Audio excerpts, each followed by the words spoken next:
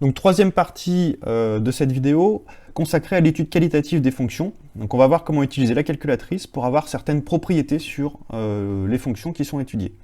Donc nous on s'intéresse toujours aux mêmes fonctions, la fonction f qui est rentrée ici, la fonction g qui est rentrée là, et on avait tracé ces fonctions, on avait réglé le zoom, et donc ce qu'on va faire, on va commencer par remettre un zoom standard, réinitialiser le zoom. Donc pour ça, on peut aller dans F3 ici, et sélectionner STD, standard F3. Voilà, ce qui remet un moins 10, 10, moins 10, 10, avec une échelle de 1 partout. On valide, et on retrace les deux fonctions.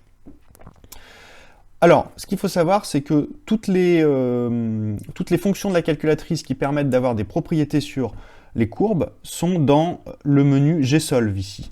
Donc on peut sélectionner F5, et là on voit qu'on va avoir plein de sous-menus qu'on va pouvoir utiliser pour avoir des propriétés sur les fonctions f et g.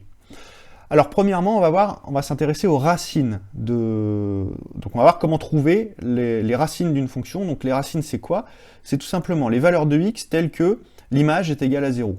Donc en gros ça correspond à quoi? Ça correspond tout simplement au point d'intersection entre la courbe et l'axe des abscisses. Donc on peut avoir une première estimation en utilisant la fonction trace, f1, mais le problème c'est qu'on n'est pas pile poil à 0, hein, donc on sait qu'on va être autour de 3,3 pour la deuxième racine ici par exemple, mais ce qu'on aimerait c'est avoir une valeur la plus précise possible. Donc on peut utiliser une fonction de Gsolve, donc on clique sur F5, et ce qui permet d'obtenir les racines d'une fonction, c'est l'instruction root, ici. Donc on sélectionne en appuyant sur F1, et donc là ça nous indique à quelle fonction on s'intéresse, donc là y1 c'est bien la bonne fonction, c'est bien la fonction f, donc on valide en appuyant sur exe. Et donc là on obtient la première racine, donc qui est environ égale à moins 1,24 si on arrondit. Donc on va noter le résultat. Donc ici on va avoir une première racine qu'on va noter x1,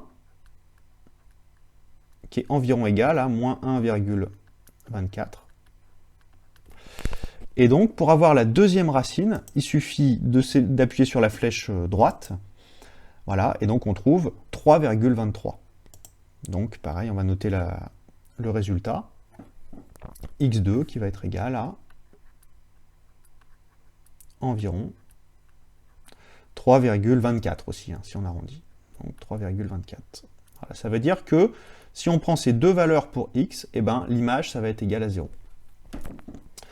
Alors, question B, même chose, mais pour la fonction g. On cherche quand est-ce que la fonction g s'annule. Donc on cherche la racine de la fonction g. Mais comme la fonction g, c'est une droite, eh ben, il va y avoir qu'une seule racine. La racine, elle est à peu près ici, là. Voilà. Donc on va utiliser la calculatrice pour trouver cette valeur. Donc qu'est-ce qu'on fait? Eh ben on rappuie sur F5, on rappuie sur root, et cette fois-ci il faut qu'on sélectionne la deuxième fonction, donc là c'est y1 qui est sélectionné, nous on veut y2, donc il faut appuyer sur la flèche du haut pour changer de fonction, ou la flèche du bas, ça permet, les flèches du haut et les flèches du bas permettent de changer de fonction. Donc on vérifie que c'est bien y2 ici qui est sélectionné, et on valide. Exe. Et donc là, on voit que quand x est égal à 2, y est égal à 0. Donc, en quelle valeur la fonction g s'annule? Eh bien, en x est égal à 2. Donc, en x égale 2. Alors maintenant, on peut utiliser la calculatrice pour trouver le minimum ou le maximum de la fonction. Donc, toujours pareil, on sélectionne le menu F5, et donc là on a deux instructions, max et min. Donc on va commencer par le minimum, donc on sélectionne avec F3. On cherche le minimum de la fonction f, donc là c'est y1 qui est sélectionné, on appuie sur exe, et donc la petite croix se place automatiquement sur le point qui correspond au minimum de la courbe. Donc là le minimum c'est moins 5, et il est atteint en x égale 1. Donc on va écrire la phrase. Donc le minimum, le min est moins 5, atteint en 1. Alors on va faire la même chose avec le max maintenant. Donc on sélectionne F5, on veut le maximum, donc F2, c'est bien la fonction f à laquelle on s'intéresse, donc là c'est y1 qui est sélectionné, donc c'est bien. On appuie sur exe, et là, non trouvé. Alors pourquoi? Bah, tout simplement parce que la fonction f n'admet pas de maximum. On voit que c'est une parabole qui monte vers plus l'infini des deux côtés, et donc ça s'arrête jamais, donc il n'y a pas de maximum. Donc là, il suffit d'écrire pas de maximum.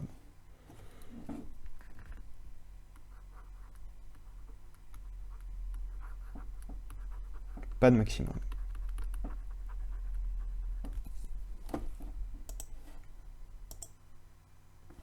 Donc on passe à la question 3, et donc on va voir comment trouver l'image de 0 par une fonction. Donc pareil, on va sélectionner F5, et ce qui permet d'avoir l'image de 0, c'est cet onglet-là, ICPT. En fait, ça nous donne l'ordonnée à l'origine, l'intersection de la courbe avec l'axe des ordonnées. Donc on appuie sur F4, on étudie ça pour la fonction f, donc on valide y1, et donc ça se place automatiquement à l'intersection de la courbe avec l'axe des ordonnées. Donc ça nous donne l'image de 0, là l'image de 0 c'est moins 4. Donc on peut écrire ici, f de 0 est égal à moins 4.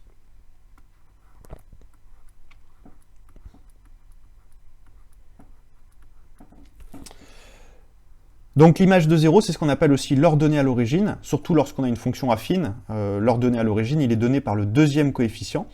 Donc on va le retrouver avec la calculatrice. Donc on appuie sur F5, on sélectionne l'instruction YICPT, et cette fois-ci on veut s'intéresser à la deuxième fonction, 2x-4, on valide. Et donc c'est pareil, l'image de 0 c'est moins 4. Donc c'est tout à fait logique, puisqu'en fait, l'ordonnée à l'origine pour une fonction affine, ça correspond au dernier coefficient, au coefficient b, et là on a bien b est égal à moins 4. Donc l'ordonnée à l'origine de la fonction g, bah, c'est b est égal à moins 4. Alors maintenant, on va s'intéresser au point d'intersection entre les deux courbes. Donc c'est pareil, on a une fonction dans gsolve ici, qui permet de placer directement le curseur au niveau des points d'intersection. Cette instruction, c'est ISCT, intersection. Donc on sélectionne en appuyant sur F5.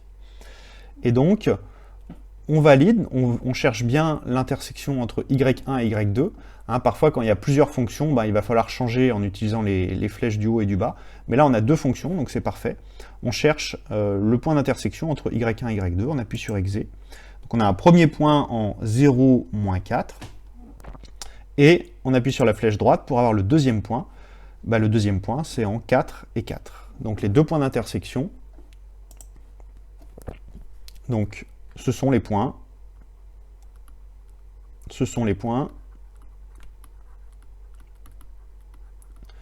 de coordonnées, donc on va l'appeler A1 pour le premier point, donc on avait dit 0, moins 4, et le deuxième point, 4, 4. Voilà. Donc 0, moins 4, 4 et 4. Donc voilà ce qu'on peut dire de ce menu gsolve. Donc ça permet d'avoir les racines, l'ordonnée à l'origine, le min, le max, et éventuellement les points d'intersection entre les différentes courbes.